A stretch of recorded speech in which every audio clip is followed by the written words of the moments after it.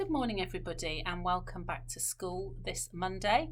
Hello to all of those of you in the building, and a big hello to those of you who are watching this collective worship from home. I hope you are having a lovely Monday. So, last week on Friday in our collective worship, we talked about fair trade. And we looked at how some things that you can buy in the supermarket are fair trade items. Fair trade means that the people who make those things get a fair price for what they have done. Now, our school value is justice, and justice is about fairness, and it's about looking and seeing that God's justice is done in the world if you are a Christian. So the idea of fair trade has become so popular now that it's sold in all the major supermarkets, and the next time you go shopping with mum, dad or one of your carers, have a look and see if you can see that fair trade logo when you're walking about. Now, sometimes those products can be a little bit more expensive, but they are more expensive because people know that the farmers have been paid a fair price for them. And I think I told you on Friday, but I'll just say it again, that now there are more than 1.5 million fair trade farmers and workers in the world. And it doesn't just include food products. There's many crafts that carry the fair trade label, and footballs. You can even buy fair trade footballs or basketballs. So lots of products, not just food, have that label. So as I said before, next time you're in the supermarket or in a shop, have a look and go on a bit of a fair trade logo hunt and see how many fair trade items you can spot. So, our school value is justice, and part of that is taking care of those people who are less fortunate than us, and that includes the poor in other countries. There are many laws recorded in the New Testament of the Bible that were to ensure that the poor were well cared for. So it's a recurring theme. It's something that happens and is talked about in the Bible all the time. Looking after the poor, looking after those who are less fortunate than we are. For example, in Matthew, and Matthew is one of the gospel writers in the New Testament, Jesus explains that when we're hungry, thirsty, lonely, sick, when we help people who are hungry, lonely, thirsty or sick, it's as if we are caring for Jesus himself. That is how important it is for Christians. And verse 40 of Matthew 25 says, "Truly, I tell you, whatever you did for one of the least of these brothers and sisters of mine, you did for me." So that's what Jesus himself says.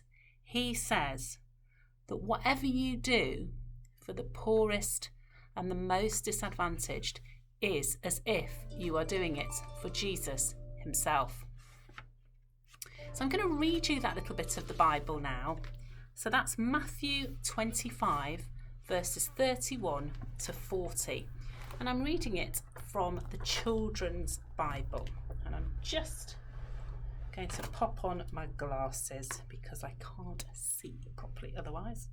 So it's Matthew 25 verses 31 to 40, and it's called "The King Will Judge All People." "The Son of Man will come again in his great glory. All his angels will come with him. He will be king and sit on his great throne. All the people of the world will be gathered before him. Then he will separate them into two groups, as a shepherd separates the sheep from the goats. The Son of Man will put the sheep, the good people, on his right, and the goats, the bad people, on his left. Then the king will say to the good people on his right, 'Come, my Father has given you his blessing. Come and receive the kingdom God has prepared for you since the world was made.'" And this is the important bit here. "I was hungry, and you gave me food. I was thirsty, and you gave me something to drink. I was alone and away from home, and you invited me into your house. I was without clothes, and you gave me something to wear. I was sick and you cared for me. I was in prison and you visited me.